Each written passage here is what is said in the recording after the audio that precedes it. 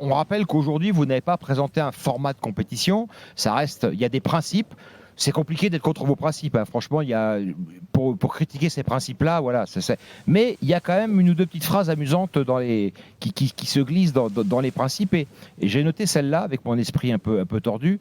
Afin d'améliorer la viabilité, les dépenses devraient reposer uniquement sur les ressources générées et non sur des injections de capitaux qui faussent la concurrence. Les règles de viabilité financière devraient permettre aux clubs de ne dépenser qu'un pourcentage fixe de leurs recettes annuelles. Donc là, c'est un coup de C'est ce que pied. prévoyait le fair play financier. Exactement. C'est un Qui ne coup de prévoit pied plus aujourd'hui que vous envoyez clairement aux clubs États que sont le Paris Saint-Germain et Manchester City. Ou Newcastle. Ou Newcastle, ouais. Je Vous pensez que pense ces clubs-là c'est une sont question plus dangereux centrale. pour les vertus que vous souhaitez défendre au niveau européen? Je pense en réalité que tout le monde devrait être à l'abri d'une inflation incontrôlée qui vient du fait que quelqu'un peut se permettre de faire joujou avec un club de foot et perdre 400 millions d'euros par an, ou pourquoi pas 2 milliards d'euros par an d'ailleurs, en achetant On tous les rappelle que joueurs. Paris, c'est 300 millions d'euros de pertes perte l'année dernière.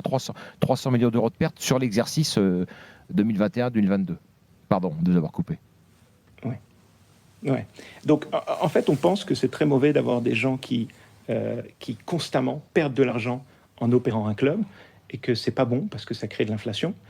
Parce que quand un club arrive et qu'il a les moyens de le faire, qu'il a les moyens de perdre de l'argent, et ben, il crée de l'inflation pour d'autres clubs qui n'ont pas les moyens, mais qui malheureusement peuvent suivre et se retrouver dans des situations très délicates.